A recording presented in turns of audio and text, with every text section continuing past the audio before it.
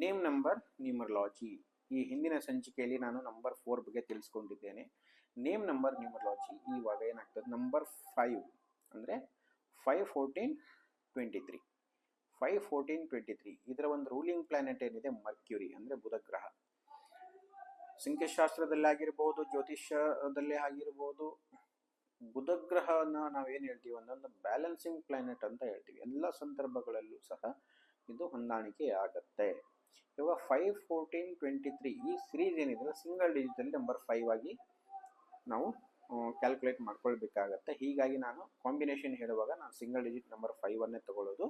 ಅಲ್ಲಿ next ನೀವೇನಾಗ್ತದೆ name ನಂಬರ್ನ ನೀವು ನಿಮ್ಮ ಬರ್ತ್ ಡೇಟ್ಸ್ ಪ್ರಕಾರ ಕ್ಯಾಲ್ಕುಲೇಟ್ ಮಾಡಿಕೊಂಡು ನಾನು ನಿಮಗೆ ತಿಳಿಸ್ತಾ ಇರ್ತೇನೆ. ನೀವು ಆ ಪ್ರಕಾರ ನೇಮ್ ನಂಬರ್ ಬಗ್ಗೆ ನೀವು ಸ್ವಲ್ಪ ಮಾಹಿತಿಯನ್ನು ತಿಳ್ಕೊಳ್ಳಿ.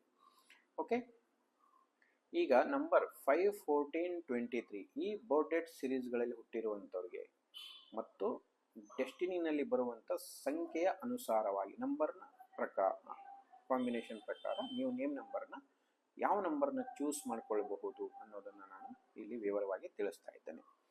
ಈಗ 5-1 ಅಂದರೆ ಬರ್ತ್ ಡೇಟ್ 5, ಡೆಸ್ಟಿನಿನಲ್ಲಿ ನಂಬರ್ 1 ಬರ್ತಾ ಇದ್ರೆ ಈ ಥರ ಒಂದು ಕಾಂಬಿನೇಷನ್ಗೆ ನಂಬರ್ 9 ಅಥವಾ ನಂಬರ್ 3 ಈ ರೀತಿ ಒಂದು ನೇಮ್ ನಂಬರ್ನ ನೀವು ಚೂಸ್ ಮಾಡ್ಕೊಳ್ಳೋದು ತುಂಬ ಒಳ್ಳೆ ಡಿಸಿಷನ್ ಆಗಿರುತ್ತೆ.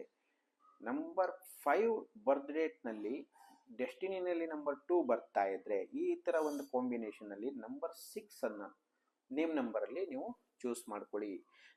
ಬರ್ತ್ ಡೇಟ್ 5 ಇದ್ದು ಡೆಸ್ಟಿನಿನಲ್ಲಿ ನಂಬರ್ 3 ಬರ್ತಾ ಇದ್ರೆ ನಂಬರ್ 7 ಅಥವಾ ನಂಬರ್ 3 ಇಂದ ನೇಮ್ ನಂಬರ್ನ ನೀವು ಚೂಸ್ ಮಾಡ್ಕೊಳ್ಳಿ. ಬರ್ತ್ ಡೇಟ್ 5 ಇದ್ದು ಡೆಸ್ಟಿನಿನಲ್ಲಿ ನಂಬರ್ 4 ಬರ್ತಾ ಇದ್ರೆ ನಂಬರ್ 3ಅನ್ನು ನೀವು ನೇಮ್ ನಂಬರಲ್ಲಿ ಚೂಸ್ ಮಾಡ್ಕೊಳ್ಳಿ. ಬರ್ತ್ ಡೇಟ್ 5 ಇದ್ದು ಈವನ್ ಡೆಸ್ಟಿನಿಯಲ್ಲೂ ಸಹ ನಂಬರ್ 5 ಬರ್ತಾ ಇದ್ರೆ ಈ ರೀತಿ ಒಂದು ಕಾಂಬಿನೇಷನಲ್ಲಿ ನಂಬರ್ 7 ಅಥವಾ ನಂಬರ್ 6 ಇವೆರಡರಲ್ಲಿ ಯಾವುದಾದ್ರೂ ಒಂದು ನಂಬರ್ನ ನೇಮ್ ನಂಬರಲ್ಲಿ ನೀವು ಚೂಸ್ ಮಾಡ್ಕೊಳ್ಳೋದು ತುಂಬ ಒಳ್ಳೆಯದು. ನಂಬರ್ 5 ಡೆಸ್ಟಿನಿನಲ್ಲಿದ್ದಾಗ ನಂಬರ್ 5 ಬರ್ತ್ ಡೇಟ್ ಇತ್ತು, ನಂಬರ್ 6 ಡೆಸ್ಟಿನಿನಲ್ಲಿತ್ತು ಅಂತ ಹೇಳಿದ್ರೆ ನಂಬರ್ 7 ಅಥವಾ 9 ಅಥವಾ 8 7 ಆರ್ 9 ಆರ್ 8 ಇಲ್ಲಿ ಯಾವುದಾದ್ರೂ ಒಂದು ಕಾಂಬಿನೇಷನಲ್ಲಿ ನೇಮ್ ನಂಬರ್ನ ಚೂಸ್ ಮಾಡ್ಕೊಳ್ಳೋದು ತುಂಬ ಒಳ್ಳೆ ಕಾಂಬಿನೇಷನ್ ಆಗಿರುತ್ತೆ. ಬರ್ತ್ ಡೇಟ್ 5 ಇದ್ದು ಡೆಸ್ಟಿನಿನಲ್ಲಿ ನಂಬರ್ 7 ಬರ್ತಾ ಇದ್ರೆ 6 ಅಥವಾ 9 ಇಂದ ನೇಮ್ ನಂಬರ್ನ ನೀವು ಚೂಸ್ ಮಾಡ್ಕೊಳ್ಳಿ.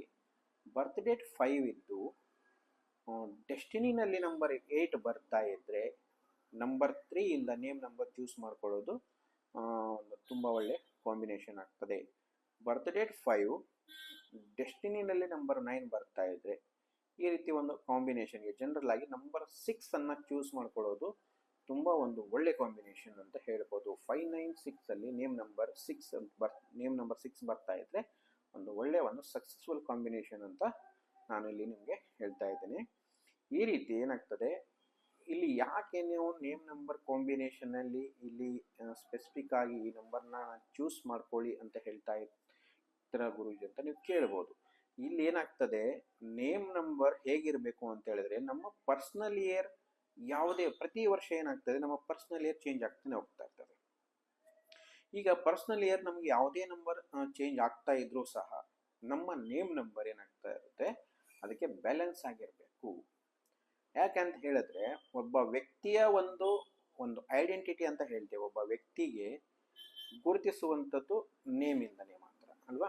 ಯಾವುದೇ ವ್ಯಕ್ತಿನ ನೀವು ಫಸ್ಟ್ ಟೈಮ್ ಮೀಟ್ ಆದರೆ ನೀವು ಅವ್ರನ್ನ ಇಂಟ್ರೊಡ್ಯೂಸ್ ಮಾಡ್ಕೊಳ್ಳೋದು ಹೆಸರಿಂದನೇ ಮಾಡ್ಕೊಳ್ತೀರೋ ಹೊರತು ಯಾರು ಇಲ್ಲಿ ಬರ್ತ್ ಡೇಟ್ಸ್ ಪ್ರಕಾರ ನೇಮ್ ಇಂಟ್ರೊಡಕ್ಷನ್ಸ್ ಕೊಡಲ್ಲ ಅಲ್ವಾ.